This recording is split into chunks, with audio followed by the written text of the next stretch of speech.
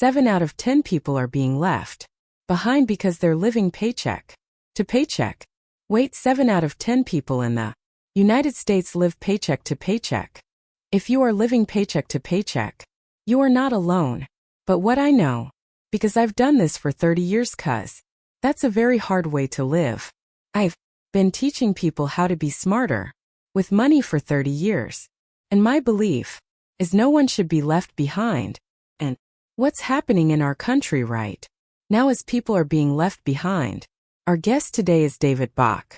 He's one of the most respected voices in personal finance for over 30 years.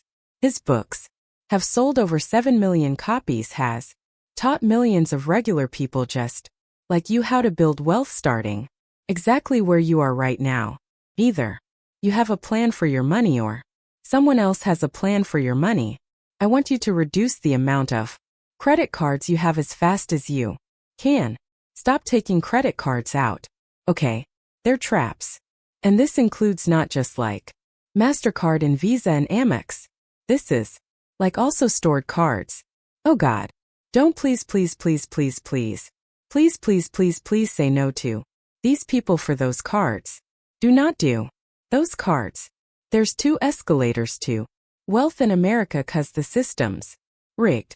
You need to hear this, especially young people. 2 things get people typically to make a decision around money. What are they? One is people don't know. It actually can make me cry sometimes because people just don't know. When you start the process of digging out, you start to feel better. It's so true. It actually doesn't take you being debt-free to feel better. Just takes you starting the process of working on getting debt-free. It's never too late unless you give up. Let me tell you what's really going on in this economy, because this is probably the most important thing you're going to hear in this podcast. David Bach, welcome to the Mel Robbins podcast. Mel, thank you for being here. It's fabulous to see you. It is fabulous to see you too. I love you as a friend. I love your energy and I love your work. And I am very excited about the conversation today because so many of us are concerned about money. We're concerned about our future. We're concerned about how to support the people in our lives around their financial future. And where I want to start is this. If I take everything to heart that you're about to teach us, how will my life be different if I apply what I learned from you today? Well, first and foremost, I'm going to give you hope. A lot of people right now are missing hope when it comes to their money, which is impacting their life. So I believe that nobody should be left behind when it comes to money. That's why I've spent 30 years of my life teaching people about money. And so the challenge right now in this country, honestly, Mel, we're leaving people behind. In this country right now, 7 out of 10 people are being left behind because they're living paycheck to paycheck. Wait, 7 out of 10 people in the United States live paycheck to paycheck. Stop for a moment and take that in, because that means if you're driving down a street and there's 10 houses, 7 of those 10 are living paycheck to paycheck. So if you're living paycheck to paycheck, if you've got credit card debt, you maybe have student loans and you don't have hope. Promise you at the end of these 90 minutes together, or however long we are together, you will see the light at the end of the tunnel. So that's number 1. Okay. Number 2, not everybody's living paycheck to paycheck, right? Because there's 3 other people out there for the 10. So if you're starting on investing, maybe you've opened up your Roth IRA. You heard about that somewhere. Or you're using your 401k plan at work, or you've even bought your first home. You're doing a lot of things right, but you're not sure, am I doing everything right? Like you kind of have this doubt. Like, I'm not sure. I don't know if I'm really on track. I don't know if I really have the right investments. So maybe you think you're doing things right, but you still know you need help. I got you too. Now some people are starting over. Okay, right? I mean, the reality of life is between divorce, between widowhood, average age of widowhood in this country is 59. When you look at what happens to women as a result of widowhood financially, they're often wiped out. And we're getting real serious quickly here, but like so as a woman, you can't afford to not know what's going on with your finances. There is so much I want to just pull apart from that, because a lot of people ask me, how did you get $800,000? How did you get out of debt, Mel? My husband and I were $800,000 in debt at the age of 41. So I like that you're starting with you have to make a decision that you're tired of living paycheck to paycheck. You're tired of being in the situation that you're in. And you're here to tell us, because you have helped millions of people get out of debt, that it's not too late. It's never too late unless you give up. I always say you're one decision away from a different life. And for me, I'm very negatively motivated. Like things have to get really bad. I'm kind of stubborn. No's coming to save you. No one's coming to pay these bills. But I'll be damned. There's so many people that are way less smart than I am that have figured this out. These other people can do it, then I can figure this out too. Two things get people typically to make a decision around money or life in general. It's pain, or it's clarity around what's most important to you. Now, some people have to go through a lot of pain to get clarity. That's the hard way. The hard way is someone smacks you over with a 2x4 and you're just like, I can't do this anymore. That was my grandmother even at 30. Maybe her pain wasn't like yours with so much debt, but her pain was CL she got clarity around. I'm 30. We have no money. We don't have a college degree. She sold wigs at Gimples's department store. My grandfather worked in a plant. They were middle-class people living in Milwaukee, Wisconsin. And at 30 she got clarity that she didn't want to retire in Wisconsin. She decided at 30 she's like, it's so freaking cold here. Well, I grew up across the lake in Muskegon, so I know. So she grew up there and she's like, I want to retire one day to Florida or California. She decided that at 30. Then, like you, she worked on her plan for 3 decades. And my grand used to say, David, you don't get rich in days. You get rich in decades. You don't get out of debt in days. Few the problem with debt is you can get in debt in a day, but you can't get out of debt in a day. I think it's just this moment where you get so sick of your own situation that you organize the resolve to change and do better. I want to broaden the tent a little bit, because I do think that statistic that 7 out of every 10 people in the United States, and plenty of people around the world, right now are struggling. They're paycheck to paycheck. They're feeling the pressure and the stress of it all. And I want to talk a little bit about some other people, like people that might be entering one of the worst job markets out there. You're in your 20s and you're not quite sure what to do, because you're saying to yourself, I can barely even pay for my rent with 3 roommates, and I'm having trouble finding a job right now, and I have crushing student loans. Who else is going to get hope from this conversation today? Let me tell you what's really going on in this economy, because this is probably the most important thing you're going to hear in this podcast. Okay, we are living in what I call now an automatic economy. Automatic economy. Automatic economy. Okay, an automatic economy either makes you rich or it keeps you poor. And there are a lot of people, Mel, right now becoming rich. In fact, we're going into a decade where I believe more wealth will be created in the next decade than in any time in our lifetime. Really, 100%. There's 2 escalators to wealth in America. Okay, because the system's rigged. You need to hear this, especially young people. Okay, there's 2 escalators to wealth. They are real estate and stocks. You have to own real estate and you have to own stocks. And this market's now more rigged than it's ever been. And when I say rigged, what I mean is everything in our country is designed for those 2 asset classes to go higher.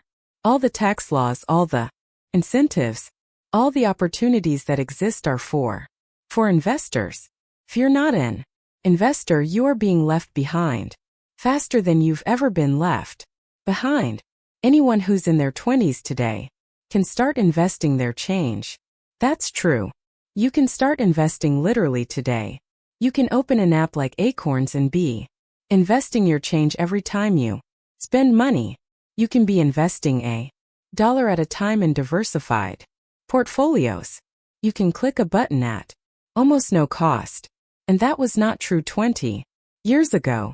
20 years ago was hard to sometimes become an investor with a small amount of money. Today with technology, the whole playing field's been democratized. What are some of the biggest mistakes that people make when it comes to money that keep them stuck? Okay.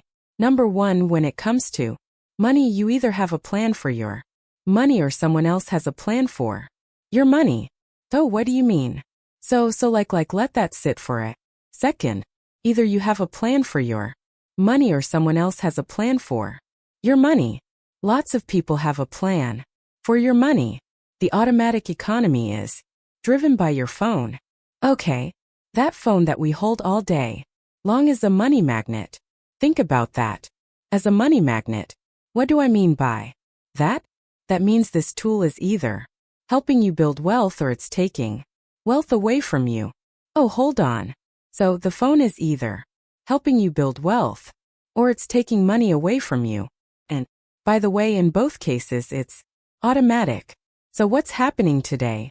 There's never been greater technology ever in the history of our lifetime to separate you from your wealth. But nobody wants to separate you, Mel, from your wealth once. They want to separate you from your wealth for your lifetime. They call it the lifetime value of a customer. Okay, so when I bring you into whatever I'm selling you, I don't want you to buy from me once. I want you to buy from me on a subscription level. I want you to be paying me. Whether everybody think about it, Netflix, the gym, every single service, your vitamins, your creams, your lotions, and your potions. Everyone's got you signed up to pay them automatically. If you go through, open up your credit cards or one of your people in your office already told me they did this. Use a system like, yep, or a NAB, right? These are different software systems where you can track all of your expenses and you can see who are you paying monthly. People have lost touch with how many people are attached to their paychecks. But you got to have a plan for what am I putting away for the future? What am I putting away for emergencies? And what am I putting away for my dreams? That's called a plan. Okay. What most people have is what I call the no plan. Okay. Did you catch that? As the no plan. So like if you're listening and you're like, I don't really have a plan for my money. I'm sitting here right now like I don't think I have a plan. You have a no plan. Most people are literally walking around with a no plan. And so what happens is the only thing that's a part of their life financially is their paycheck comes in and then it goes right out the freaking door. That's 'cause you got a no plan. You need an automatic millionaire plan. Okay. You need an automatic millionaire plan where your money is automated to go into everything that is important for you financially. And in what needs to happen is you take out a yellow pad of paper and you go, these are the things I have to have. Okay. I have to have rent. I got to live somewhere. Why? I have to have a car payment. Now a lot of car payments are way higher than they need to be, but there are certain things you have to have. You have to have health are. Then you make an list. These are nice to have. So like when you go back to you having $800,000 in debt, you had to cut things out. Oh my God. We didn't go on a vacation for like a decade. See people. We didn't go out to dinner. We cut subscriptions. Like we had to pull the kids out of town soccer for a year. Like we just couldn't afford it. People have to like really hear that because they want it to be fixed often in 12 months, and you just said you spent a decade, but your whole life's different. The other thing is when you start the process of digging out, you start to Feel better. It's so true. It actually doesn't take you being debt-free to feel better. Just takes you starting the process of working on getting debt-free. Okay, I want you to hear that. Whether you're on a walk or you're in a car or you're listening to us at work or you're watching us on your big screen on YouTube, I mean it like you literally will feel better when you start taking control. You don't have to get out of debt. Why do you start feeling better? When you start chipping away at your debt, you feel better instantly because when you don't deal with your finances, you know you're not dealing with it. Never goes away. It is in the back of your mind. It is in the front of your mind. And the problem with money is we use it all the time, right? We constantly have to spend money. So when you know you're not saving anything, you're not an idiot. You know what you're not doing, right? So I just think it's all about priorities. And to me, what the priority should be, ideally, I'm not trying to tell people what they should do, but to me, I want you to use money as a tool to free yourself. From what? From everything. I want you to have options. So I think the more you prioritize what matters in your life, like get super clear on your values, like what's really important to me, what do I value most? When you deeply look at whatever it could be, my family, my community, making a difference, my spiritual growth, being with friends and family, being in nature, choose the things that matter most to you. Because what I taught when I wrote my first book, Smart Women Finish Rich, I taught people, because this is what I do with my clients. Take your expenses, line them up, write out your values, and then go right through your expenses and compare them to your values and ask yourself, do they match? And most people spend money in a way that is in conflict with their values. And when you are clear on your values, the decision-making process around your money becomes easier. Okay, so we know, well, you got to have a plan or you have no plan, but you got to have a plan. And you're going to give us the plan. And it doesn't matter if I'm living paycheck to paycheck. It doesn't matter if I've just gone through divorce and I'm financially ruined. It doesn't matter if you're 20 years old and you don't have a job yet. Like, this is the plan we're going to follow. But so keep going. The biggest myth we have about money is, if I make more money, I'll be rich. You won't be rich if you make more money. If you don't keep some money, you got to make money and then keep some money. So for 20 years I've been teaching people to pay themselves first, automatically 1 hour a day of their income. That means if you have a job with a 401k plan, yeah, the first hour day of your income goes right into your 401k. I don't even understand what that means.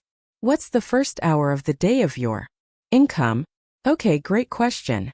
So most people come to work at 9 o'clock. I came here at 9 o'clock. Okay, right. And they work until 5. Okay. And they're getting a paycheck from you. Okay, right. They're being paid from 9 to 5. Yes, that first hour a day, whatever you make. Some people make $20 an hour, some people make $30 an hour, some people make $50 an hour, some people make $100 an hour, whatever. Some people make minimum wage. Some people make minimum wage. Whatever. It is, that first hour day of your income has to go into a pre-tax deductible retirement account. Okay, so that could be an IRA account, or if the company has a 401k plan, that's where it goes. Now 1 hour a day of your income equals 12.5% of your gross revenue. Okay, so 12% of your salary, yeah, is what you want to be automatically putting into, like, out of sight, out of mind, and at work. So now here's the thing. People are going to like, did he just say I'm supposed to save 12% of my gross income? Are you freaking kidding me? Yes, that's what I'm thinking, 'cause I'm living paycheck to paycheck, living paycheck to paycheck. I feel trapped and I can't do the things I want to do. So why would I take 12% that I don't have? Yeah, so let's go through the math on this. Let's go through the math. The whole reason you want to pay yourself first. Yes.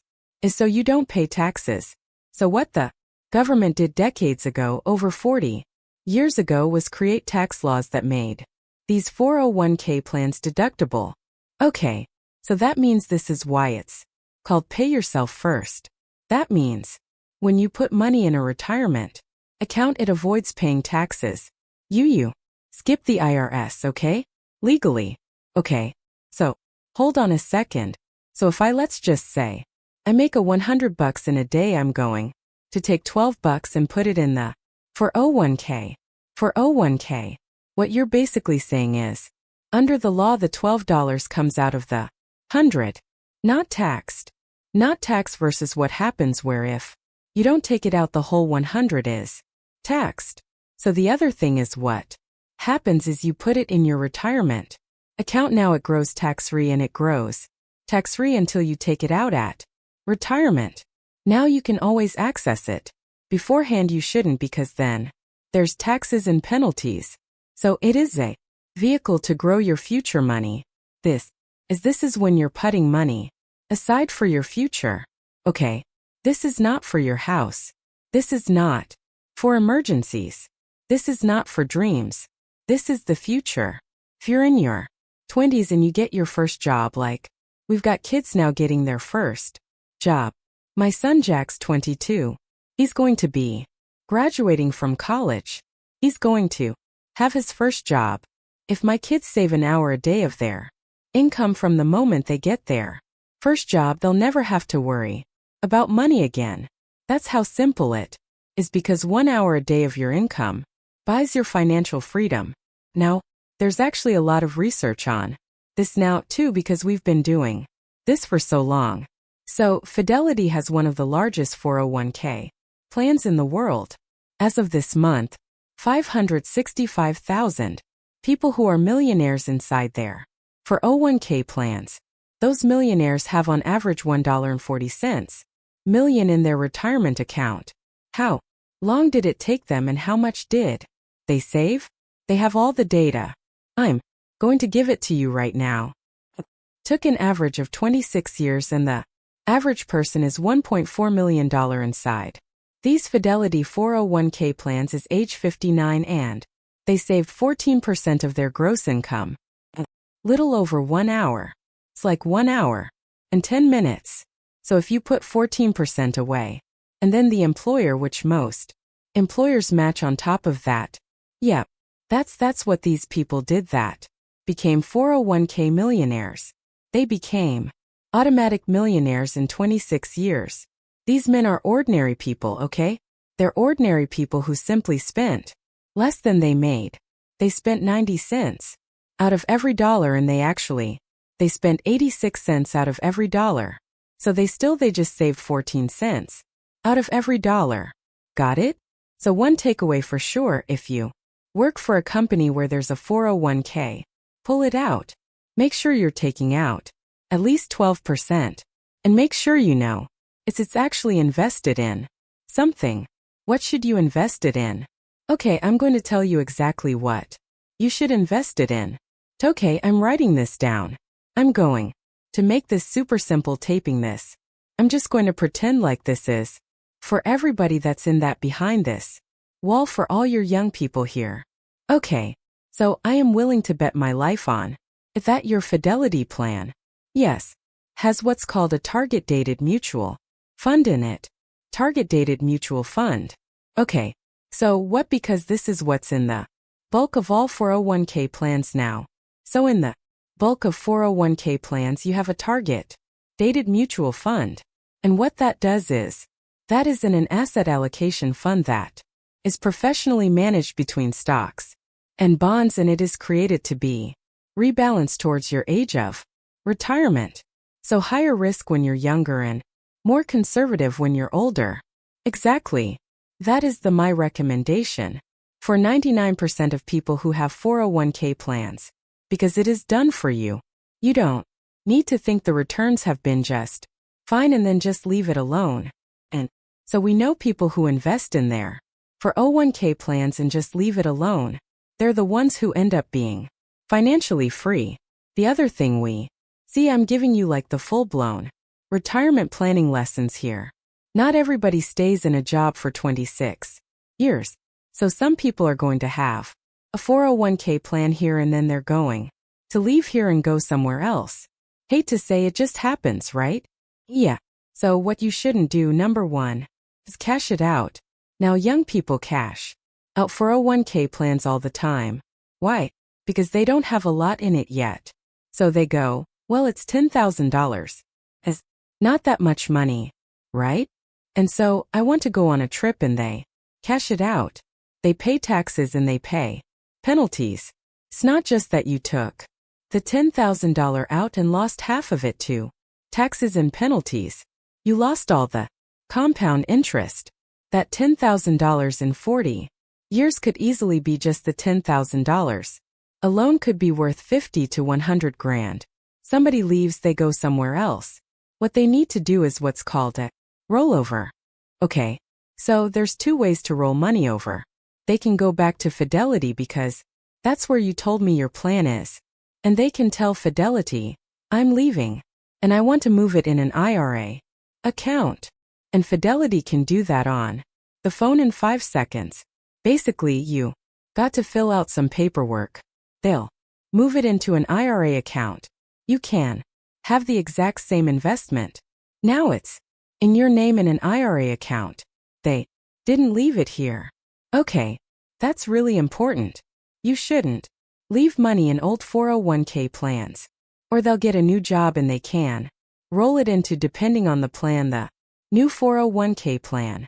Okay, that can be a great way to go depending on the new plan. The mistake that people make, however, when they roll this money over is that it rolls into a new plan and it gets put in cash. And so that doesn't get put into a fund. So, oh my gosh. So I know. So that can cost people fortune. Do you hear that? There are so many. I hear somebody going share, because this is like one of those things where it's just like you think you're doing the right thing. People don't know. It actually can make me cry sometimes because people just don't know. So I'll give you another thing that happens. Someone's doing everything right here at Mel Robbins. They listen to this podcast. Yes. They signed up for 14%. Yes. They heard me say, don't leave it at Mel Robbins. And they go to their new employer. Why? It gets rolled into their new plan and the new plan opts you in at 3%. So they were at 14% savings. They got opted in at 3% and they don't get in there and change it. So Vanguard, one of the largest fund companies in the world, just did a study on this. Vanguard thinks that single mistake alone, that one simple mistake, you switched from one plan to another, you were saving at a certain rate, you got opt-in. At a lower rate, you didn't bump it back up again, is costing the average person $300,000 in retirement. What? And it's just you. I didn't know this. I'm literally want to stop the interview and go run and pull up like my stuff and just make sure I'm doing. Look at your phone carefully afterwards. But that's incredible. I know. Now, if you can't do the 12%, you should still do whatever percentage you can, or should you just say do the 12% and see if you can scale back? Okay. In an ideal world, let's just rip the Band-Aid off and go do the 12%.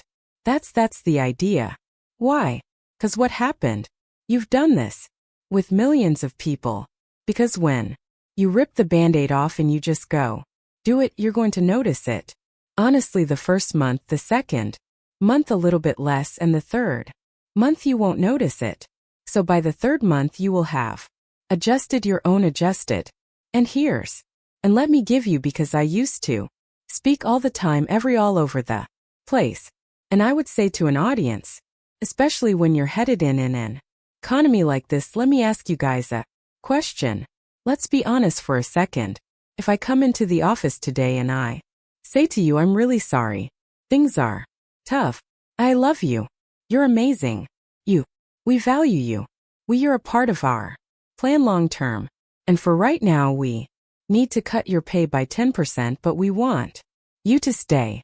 How many of you are staying? Most people are staying. So like when you're in a room and you ask that question and people are honest with themselves, most people will stay. They'll take the 10% pay cut. And then I go, why would you take the 10% pay cut at work but you can't give yourself a 10% pay cut? I'm not even asking you to take the 10% pay cut. I'm just asking you to put the 10% away for yourself. You know what's interesting about that? Is you're right.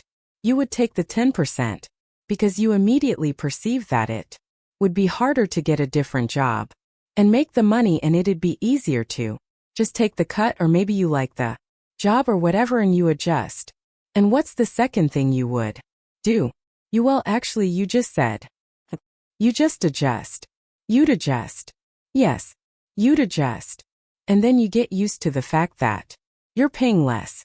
But we don't think about the fact that we could make a decision to adjust to living, unless in order to take that money, that 12% you're talking about, and invest it in our own freedom. We adjust reactively. We don't always want to adjust proactively. Well, I'm thinking about one of our kids, our daughter, who's a singer-songwriter, and she works a bunch of other side jobs, whether it's waitressing or picking up gigs or babysitting or retail, anything she can to make money. What does somebody in that situation do if they don't work somewhere with a 401k? What are you making automatic? So actually the single biggest problem is we don't have automatic retirement accounts for people who don't have 401k plans. However, she can make it automatic. She just has to do the work, right? So what does she do? She can go to, like in the book, Fidelity, Schwab, Vanguard. I'm just listing firms here. Coinbase, Robin Hood, Acorns. She needs to pick a firm. Yep. In her case, I don't know how much money she's making, but she could start with an IRA account. Okay. So she could do a Roth IRA. So Roth IRAs are after tax money. Okay. The advantage is the money grows tax-free and it comes out tax-free. For young people, she's going to say, this year it's going to be $7,500. Yep. If I would tell her to do a Roth IRA, okay. If she needs a tax deduction, she doesn't need the tax deduction her age. So she should do a Roth IRA. So for somebody that's working a retail job, they're paycheck to paycheck. They're like minimum wage, you can still do a Roth IRA. Everyone can do a Roth IRA, and all you got to do is go online and click some buttons and open it. And then you can have money taken out of your paycheck. Well, not your paycheck, you can have money taken out of your checking account. Okay. When you get paid. So going back to making automatic, when you make money at a job, that paycheck today, in most cases, they actually want to deposit it automatically. Yes. They don't want to give you a check. Correct. And the whole day of giving you checks is going away. So when the money is deposited on a retail job, see, a lot of retail jobs actually all have 401k plans. People just don't use them because they think to themselves, I'm not staying here. That's a mistake too, because people stay in retail jobs 2, 3, 4, 5 years and they haven't saved anything. But if she's not going to use a plan at a retail job that she has, and she opens up a Roth IRA, she sets up the account to debit her checking account the day after her account is deposited. She knows when her check's being deposited, right? It's like for 4 checks deposit on the 1st and the 15th. The Roth IRA, the account can pull the money, whatever it is, $50, $100, $200 out of her checking account and move it into the IRA account. And it can all be done the same place. Should be done the same place. Makes her life easier. Got it? So that's the retirement account. Okay. Now should we get to the security account? Because there's a second thing she should do. Okay. And everyone should do this. Is the automatic plan. Everyone should do this. She needs to start building a security account. An emergency account.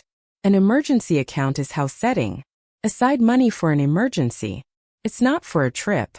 It's not for. Think of 10,000 other things that people use emergency money for. Going to redo my house. I'm going to redo the yard. No, it's for an emergency.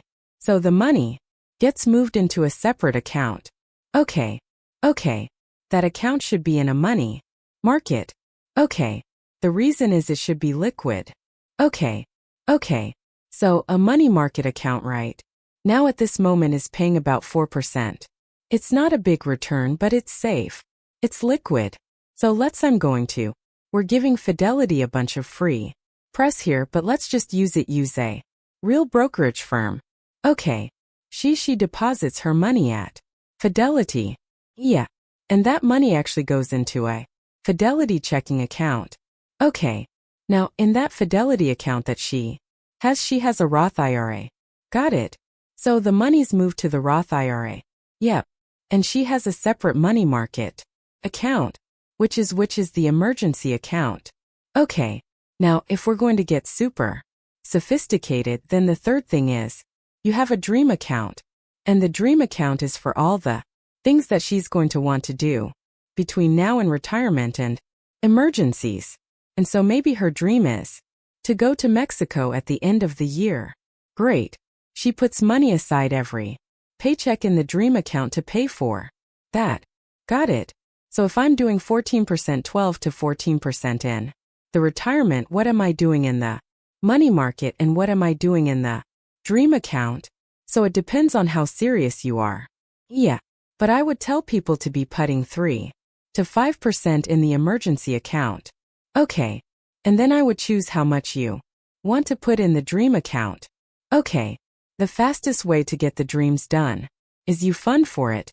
The way dreams come true is you fund for them.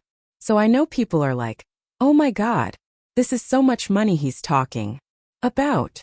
So for people who don't, because I skipped over this, for people who don't believe they can go from 0 to 14%. Yep.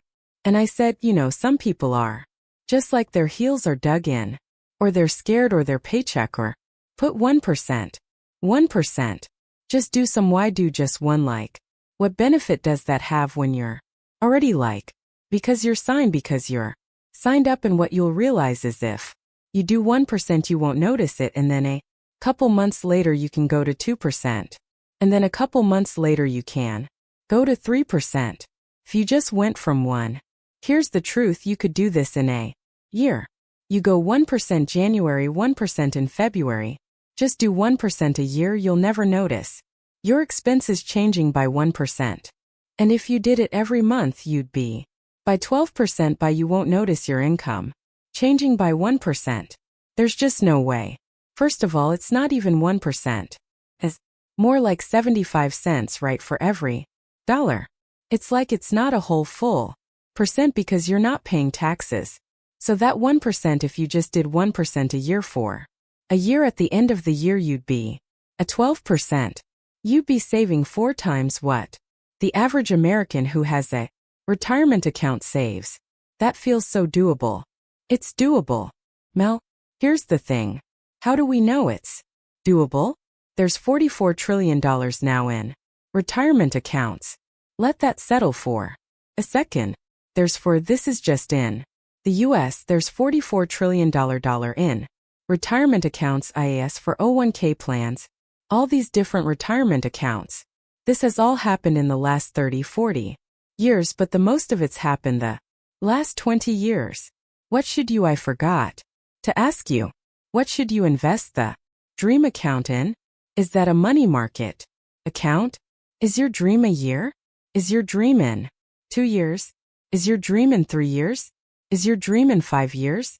Like if your dream is to buy a house, just like it took you 10 years to get out of debt, most people can't just turn around and buy a house. So if you're like, look, I'm 22 years old, I really someday do want to buy a house. We'll talk about the difference between renting and owning. It might take you 5 years. So the longer you have, the more aggressive you can be. So if you're telling me you need the money in a year or 2, I'm going to have you put it in a money market account. If you tell me you don't, you're not going to have this dream come true for 5 years. I'm going to have you put it in a balanced mutual fund. That's a mutual fund. That's 60% stock and 40% bond. Okay. If in that I'm being conservative here, right? So if you'd say to me it's 7 years out, I'm going to have you invest probably all stocks. Now speaking of stocks, should you try to pick individual stocks?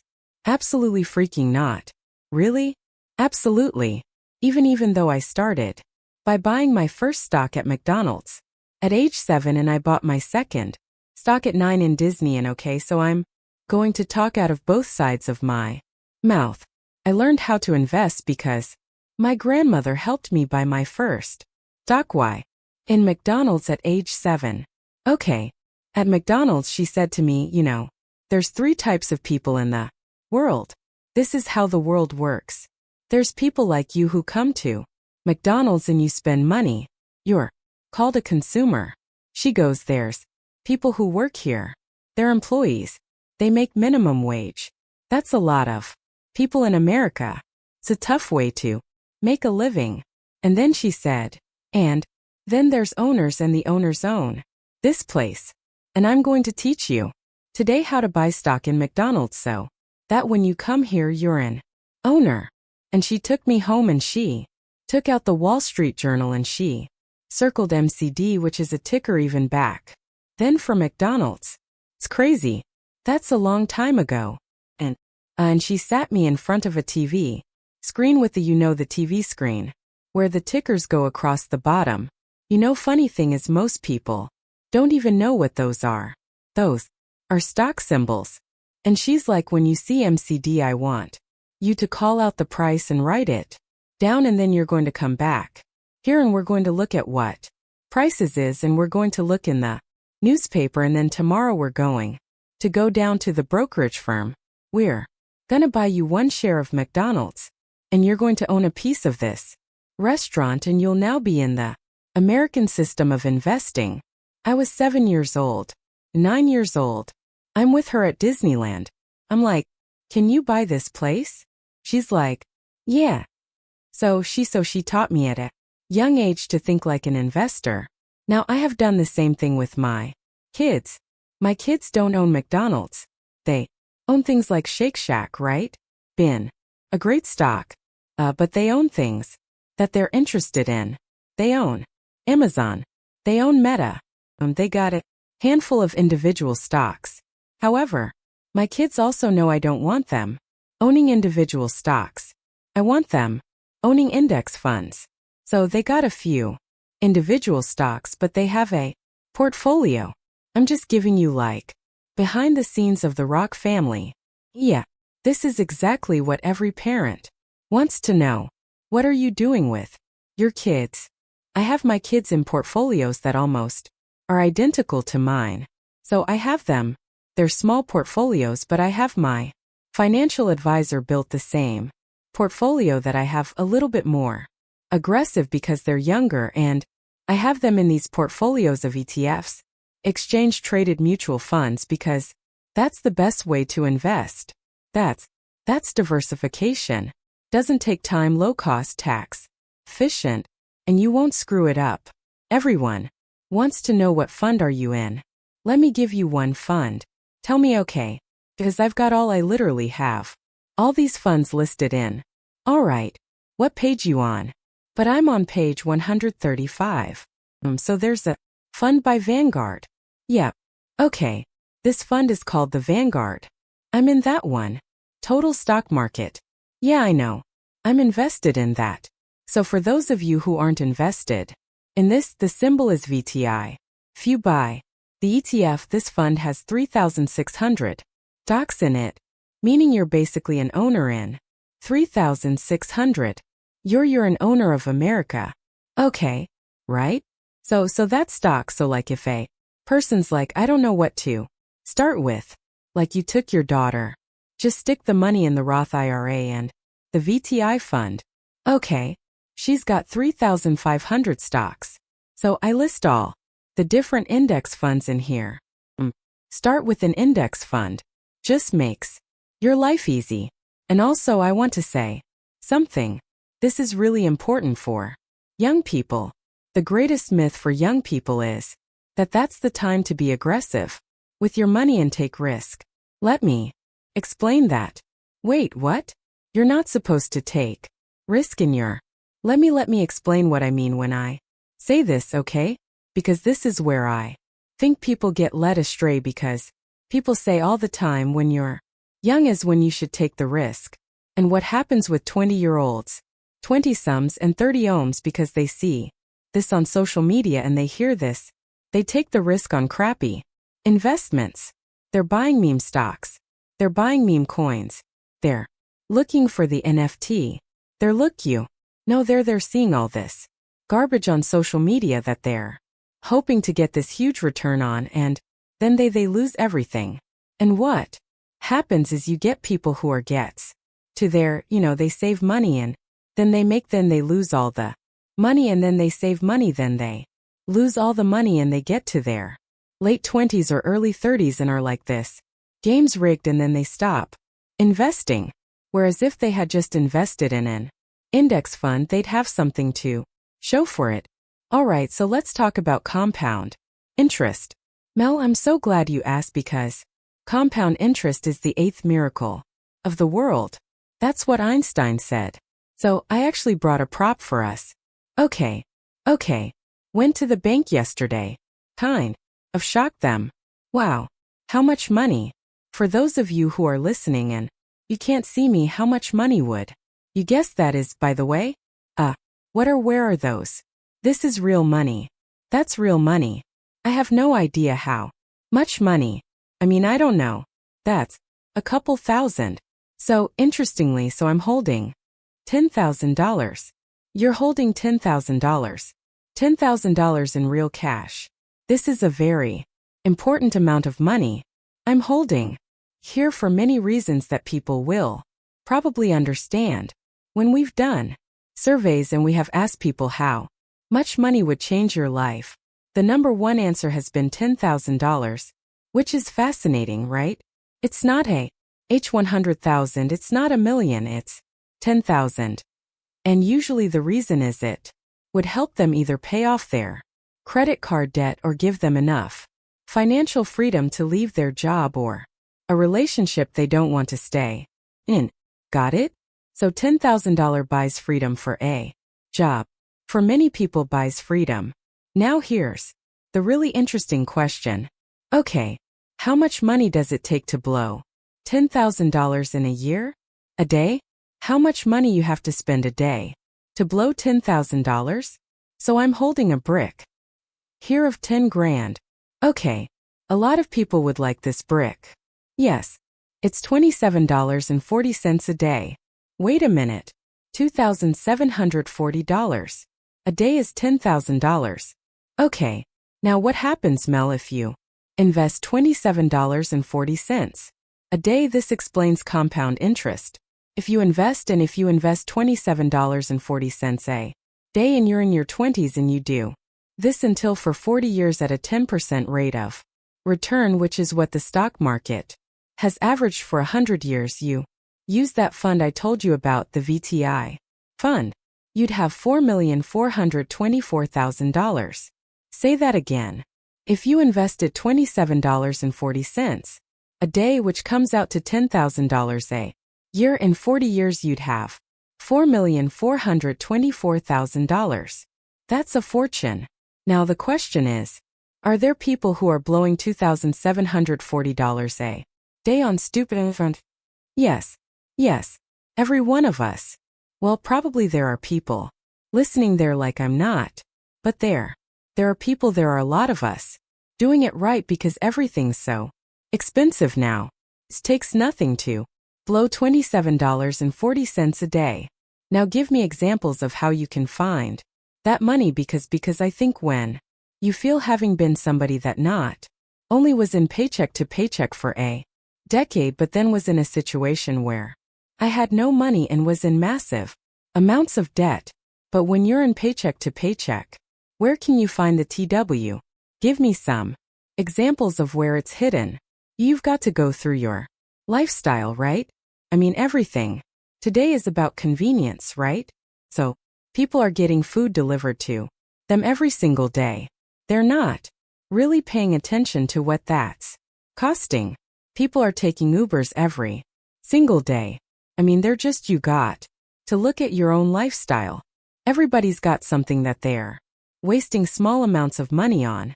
People don't think like if I spend $5 a day on something that's $150 a month. That's well over $1,000 a year. As $5, right? But if you're spending again $27.40, it's 10 grand. I've done podcasts in the past where I've talked about a 100-day savings challenge. All right, let's do a 100-day savings challenge. What is that? The 100-day financial challenge that I have for people is this, especially people who do not have $1,000 in savings, because there's a lot of people who don't have $1,000 in savings. So for 100 days, save $10 a day. Where am I putting it? In a savings account. Literally, you just start off by putting it in a jar in your house, but you could put in a savings account, right? Save like my grandmother always. Put the money in a coffee can. Save for 100 days. And what? Pick anything. It could be $1 just to prove to yourself. I actually like the idea of putting it in a jar because you can see it and then you're like, oh, I'm doing it. Yeah. So go and think about your life and see am I wasting $27 a day, $27.40 a day on something? I guarantee you I am, because I guarantee you there are subscriptions I don't even know about that are draining out of my bank account every month that probably add up to $27 a day. So let's talk about people though who are listening, and they're not in their 20s, they're in their 50s. Yeah. Okay. So let's pretend I'm in my 50s. I'm in a situation where I've heard this podcast and now I'm like, oh God, how do I get going? What do I do? Didn't do it early enough. I've missed the window on compounding interest. Where do I start? David. So I'll tell you a classic story. This is a really funny story. Actually, one of my first book signings I did for The Automatic Millionaire was in New York City at Barnes & Noble. So I do the book event, right? And then I take questions from my audience, and this woman stands up and she's like, David, I love you. I've read all your books. I've read Smart Women Finish Rich, Smart Couples Finish Rich. I got the Finishers workbook and I'm going to get the Automatic Millionaire. And she says, but you haven't written the book that I need. And I go, oh, well, all my book titles for the most part have come from readers. What do you need? And she goes, I need Start Late, Finish Rich. And the room cracked up. And I'm like, okay, I hadn't thought about that, but how old are you? And she says, I think she was in her 50s. Okay.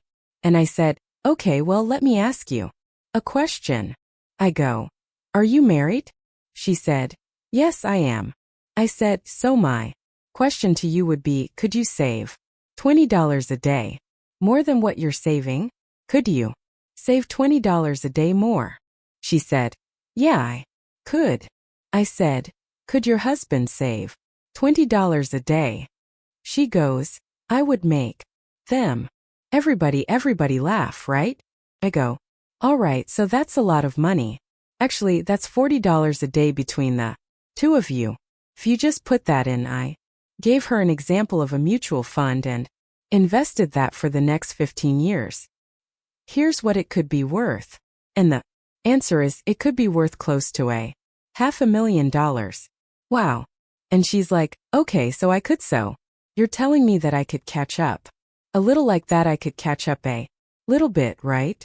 I go, let's just play this out. 65, is it better to have $500,000 or have nothing? She's like, it's much better to have $500,000. I said, great.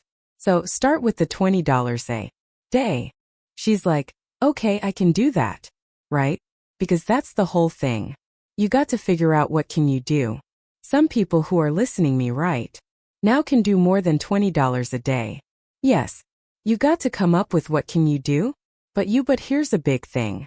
Your 50s are a beautiful time to save and invest and catch up. And the reason is your kids hopefully are finally gone, right? The kids are gone. In many cases by their late 50s these kids are out of college. So the only thing you got to take care of is you, and maybe you're your partner. So you've got the time and money and still the energy to catch up. Yeah. What you don't want to necessarily be doing is trying to catch up in your late 60s, because the energy level is not the same. You might not even still be working. So you got to take advantage of your job. You know what I just got in listening to you is that there's an enormous mindset shift around even the purpose of work. Because you're right, I think a lot of us are busy with our head down, making money to pay for our life when really what we want is freedom.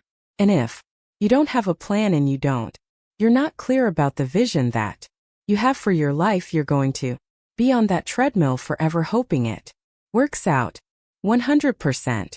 I believe everything you're saying and feels doable, and it feels very hopeful. You can kind of see the light at the end of the tunnel. And as somebody who has been in situations in my life where I've been in crushing debt, like just running myself into financial ruin, the shame that you can be so lonely and really dark and hopeless. Like that's how I felt. Like I felt hopeless. I felt like the only idiot in the world who had screwed this up. And so I'd love to have you talk to somebody who's listening right now who's really in debt and just overwhelmed by the idea of digging yourself out. Because I remember David, there it was 6 months that I didn't open up bills. I just could not even open the bills. Total denial. Yes. I always say this happens all the time. If you don't look at it, it's not real. Right. So a lot of people don't actually look at their bills because they're like, I can't face to look at them. Yes. By the way, I didn't even talk. I got into credit card debt in college. So I've made multiple mistakes. I remember having so much credit card debt junior year that I would open my bills, but I would open my bills.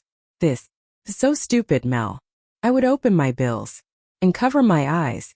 Okay. So I'd be like this. And then I would open the bill. And I remember once sitting in my apartment, I'm a junior. I've got $12,000 in credit card debt, which was all on stupid I didn't need to buy. And I remember opening my bill in the room spinning because I was so sick that I had done this to myself. Yeah.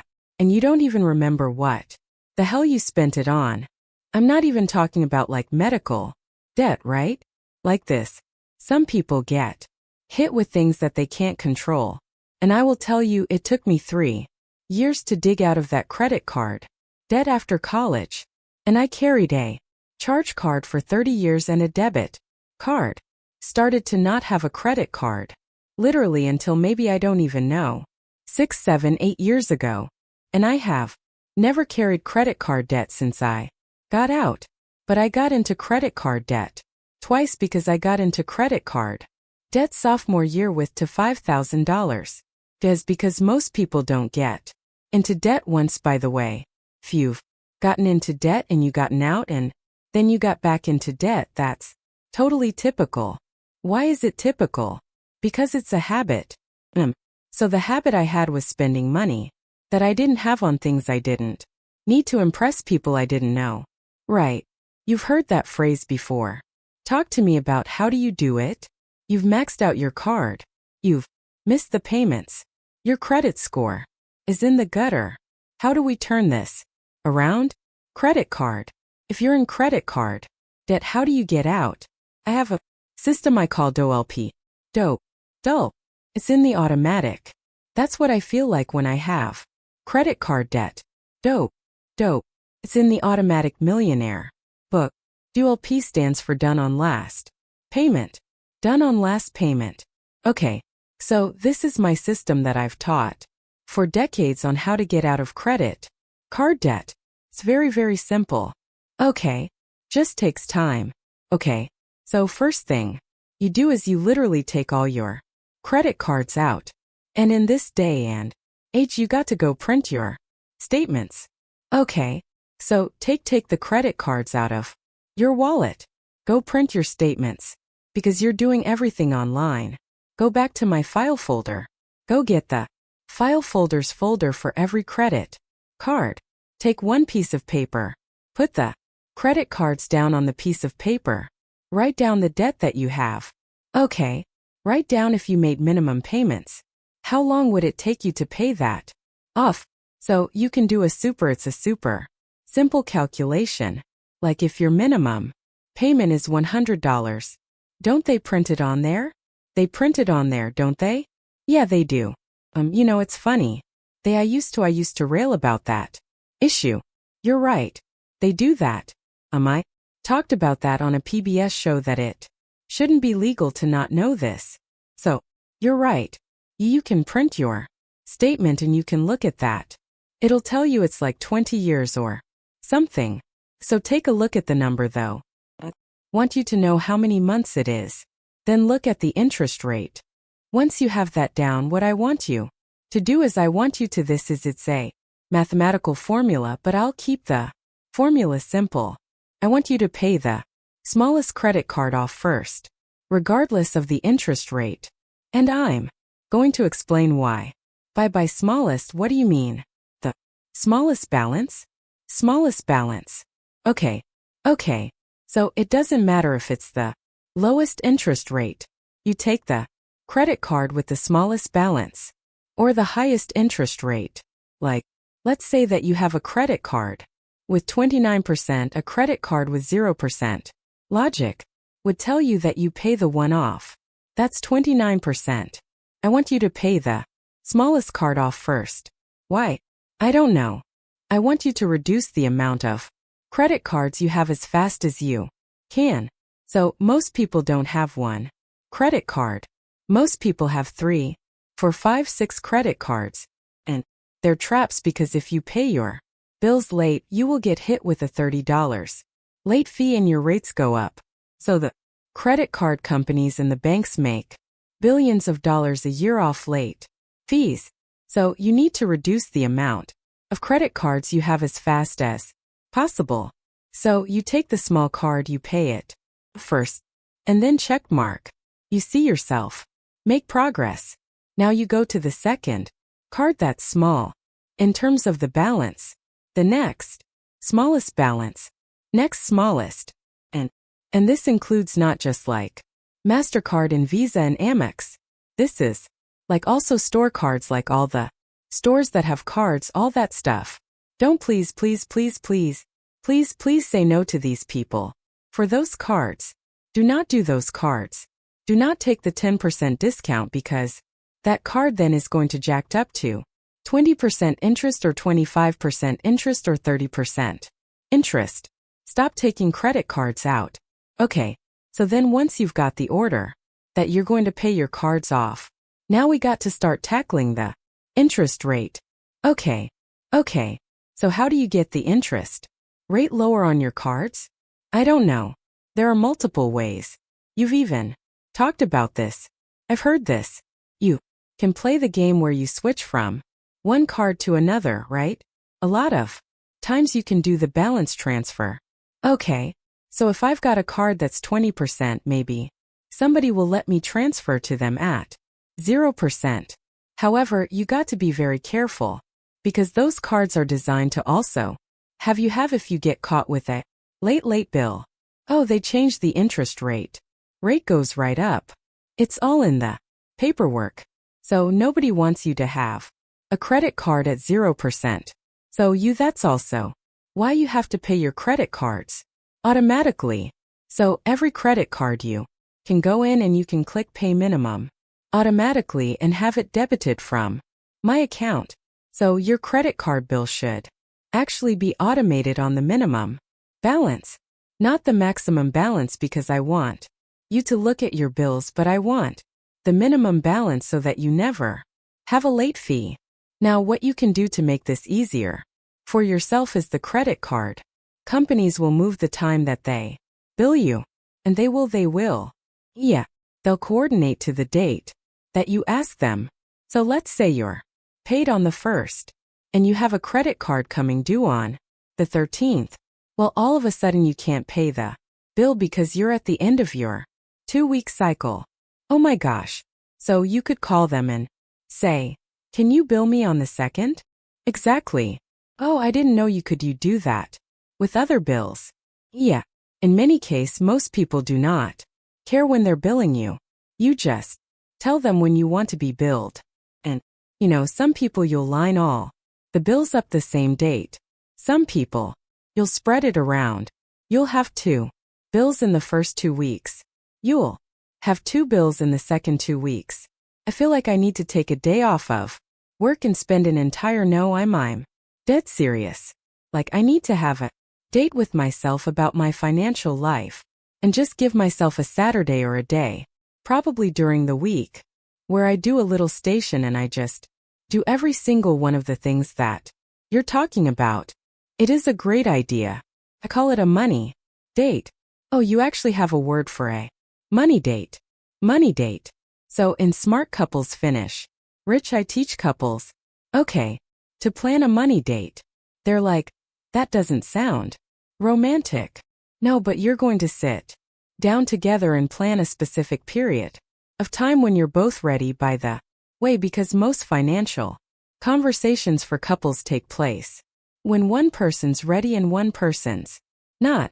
And the person who was not ready was like hanging out watching TV doing whatever, and they're like, we need to talk about the bills. And it's like, so when you go, look, I want to have a money day. I listen Mel Robbins' podcast. How about we start with listening to the podcast together?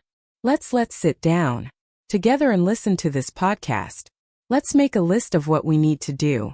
That'll be our second money day. And you do money dates once a month until you've got the stuff done. And then once you've got the stuff done, what you do with your partner is you do at least a once a year, I call it the money anniversary, where you sit down once a year or twice a year and you actually check in on everything. If you have a financial advisor, that's a great time to do it. So people will say to me, Mel, all the time around these ideas, I don't have the time. Yes. And you know what? That same person for sure binge watch something on Netflix this year. You have the time. You have the time. You have the time. I mean, the amount of people that talk about these television shows, we have the time. The amount of time we spend on our phones, we have the time. It's just prioritizing. What do you want to say to somebody who's watching us or who's here listening and learning right now with us, and they're convinced they're never going to be able to afford to buy a house? Well, okay. So, first thing I would say is I would prefer that you don't believe that, because what's happening is a lot of people are believing they can't buy a house because it's hard in certain states to buy a house. Yeah. So I would start with the basics. First things you should know are the facts. It is an unfair truth that home ownership is the single most important thing in America that creates generational wealth. So when you look at who is disproportionately not as wealthy as others, it's families that don't own homes. Wow. Because what happens is families that own homes have a net worth that gets inherited. Families that rent, they don't. So you got to figure out how to get into your first home. And the key to buying your first home is your first home is just never a dream home. Everybody wants the dream first. Your first home's not a dream home. Your first home's not necessarily in the neighborhood you want. Your first home's smaller than anything you want to live in. Your first home's almost always not as nice as what you can rent. I read that 40% of home buyers today are getting assistance with their down payment from family. Absolutely. Positively believe that. How can people whose family can't support them or won't give them money ever buy anything? They will have to buy in an area that's more affordable. Or like I know a bunch of young couples who have been living with their families, and saving money for a couple years, and then they have a down payment. 100%. Now, if you live in a major metropolitan area because that's where your job is, but you do want to own a home, yeah, what do you recommend? Buy the smallest thing you can get into. Okay, buy studio. Buy the smallest thing you can get into. Maybe you got to go 10 minutes outside. Like, what do you do if you really are just in an area, whether you're going there for graduate school or you had to move there for a job and you've moved from an area like Boston's crazy expensive, and so people will move here to either work at this company or to go to graduate school or move here for a different opportunity, and it's like 5x the cost of where you've come from. This happens all the time. You move to cities that create job opportunity as more expensive to rent. You're not gonna be able to buy something, then you need to actually do your best to save more money. I think you fund the dream account, which is for a house later. Then maybe don't stay in Boston. I want to go back to something that you said earlier that really surprised me, which is that the average age of widowhood is 59. Yeah, so let's say you are in that situation where it's later in life. You thought you were going to doing the right things, and whether it's a divorce or widowhood or cancer diagnosis or your adult kids are struggling and now they're draining you dry and you feel like it's too late. Is it too late? And what's the first thing to do if you feel like you're in that moment where life has smacked you across the face and you did not expect to be in this position? Yeah, when you go on boats, they do, they do those fire drills, right? Those drills where they put you in the no, here's where you go. Yes. You put the life vest on. Here's where the boats are. You get on a plane. Here's the air mask. The drill you should run. This is a horrible drill, and I'm sorry to give it this way, but it's the truth. You should run a drill if you're married, which is, if my husband or my wife dies tomorrow, what would I need to know? And the answer is everything. You would need to know everything. You'd need to know where all the accounts are. You would need to know the passwords. You would need to know if your spouse has left 401k plans behind. You would need to know if there's an insurance policy. You would need to know where the will is.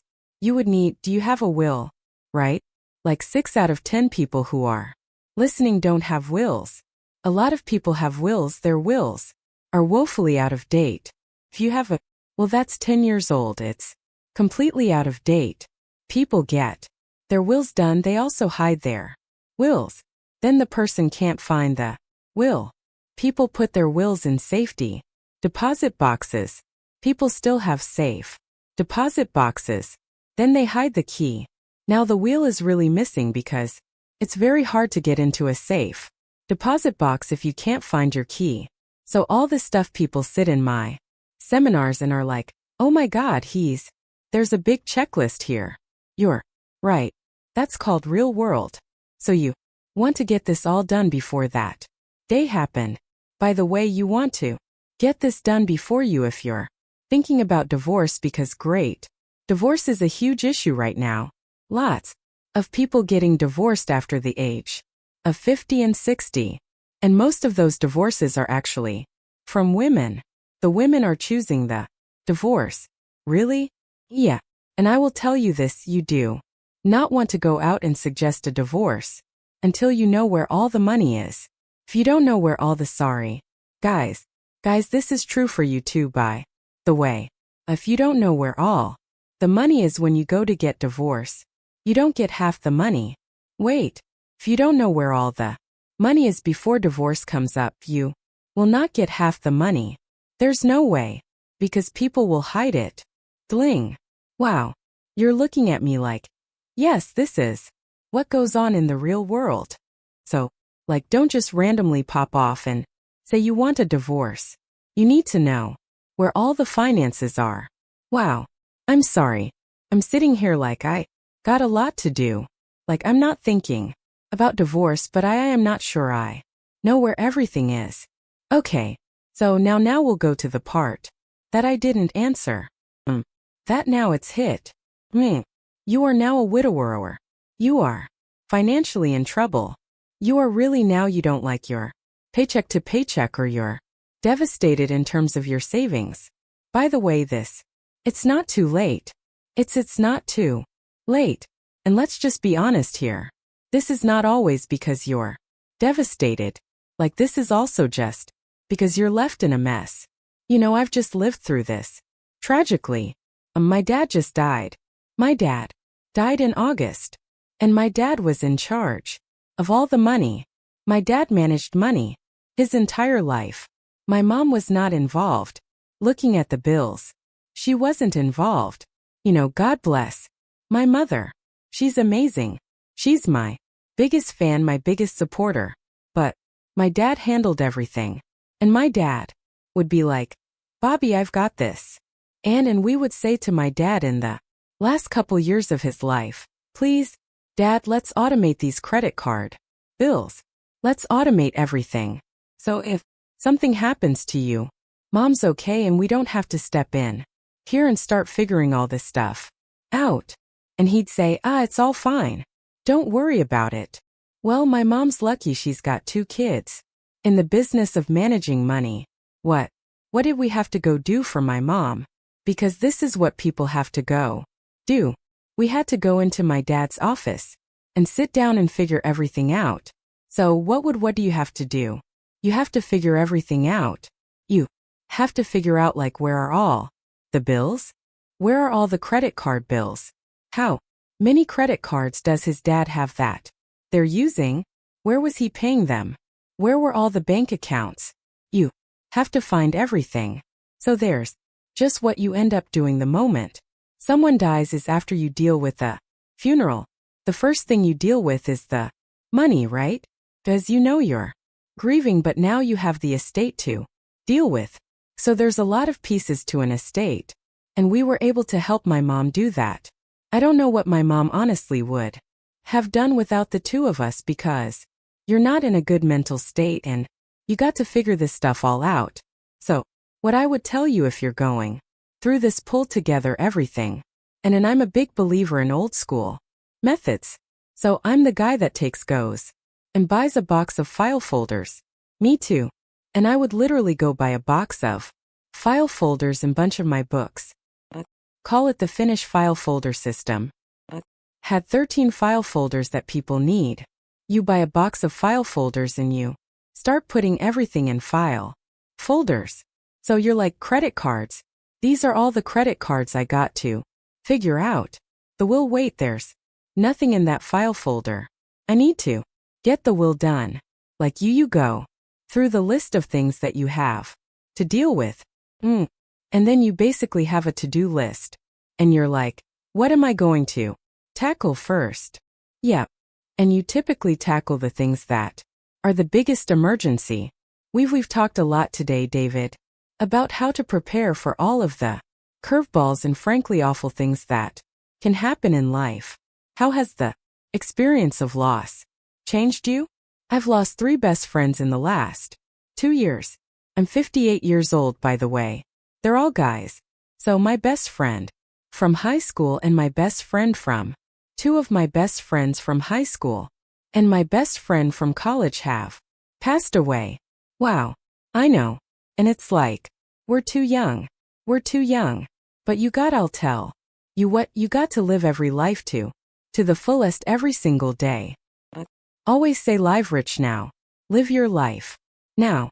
Be all the things we here, be grateful for what you have. Appreciate every single moment. I love the fact that you tell everybody you love them. By the way, you started by telling me I love you back. You know my friends, I don't leave my friends without telling them I love them. Same. And people don't do that. And it's interesting when you actually look someone in the eyes and you're like, I love you, right?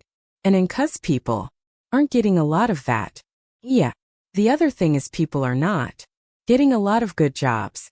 My father, when he was in hospice for the month of August. I was there when he took his last breath. And I knew that this was going to be the end. I just had a sense. And I sat next to him and put my hand on him, and I spent like 2 hours telling my dad. He wasn't talking then, but I felt like he could hear me, and I spent the last 2 hours telling him everything that he had done in life, that he had done a good job on it. Oh, and I know he heard me, right? And I'm like, you did such a good job, Dad. And you can go now. It's okay. And I'll take care of everybody. And I think we have a whole lack of good jobs going around. I think we need to be telling people good jobs. We just need to be going around picking each other up more. I agree. You did a really good job here today, David. If other person listening takes just one action today, based off of absolutely everything you've poured into us, what do you think? The most important thing to do first is leave this podcast with this. I want you to pay yourself first 1 hour a day of your income automatically for life. That's my goal for you. Pay yourself first 1 hour a day automatically for life. And if you can't start with that, start with something. Leave this podcast, put down the phone, and go do something today where you are saving money automatically, and it will change your life. And if it only starts with a little thing, $10, $5, anything, the moment you start to do that, you choose yourself. Your whole beautiful book, the world-changing book, the Let Them Theory. This is Let Me, right? All the problems in the economy, all the problems in the world, that's all let them. It is. Everything that we've talked about today, that involves you doing it, is let me. This is like Let Me financial planning. And with 7 million books, I think a few people can relate to that. But that's it, man. People spend so much time in their story of money trauma and the psychology of this, and great, that's let them now today decide. This podcast is over. What's the first thing you're going to do? That? What's your first Let Me financial decision you're going to make? Because when you make that decision, that's the beginning of your life changing. And I also love that it can just be the decision, I'm done living paycheck to paycheck. I'm done doing it this way. Yeah. And I'm going to figure this out. David. Buck, I love you. Thank you for being. I love you back, my friend. Thank you for the work that you do. You're truly a gift to all of us. Thank you. You're welcome. Very, very much. This has been amazing. It has been. And it's also amazing that you're here. I want to thank you for taking the time to listen to something that will set you free. And in case no one else tells you, I wanted to be sure to tell you as your friend that I love you. You're doing a good job. We're going to take that one from David. You're doing a good job. And there's no doubt that if you take what you just learned today, you share it with people that you care about. We all need this wisdom and these tools and this truth in our life, that your life will get better. Alrighty. I'll see you in the very next episode. I'll be waiting to welcome you in the moment you hit play.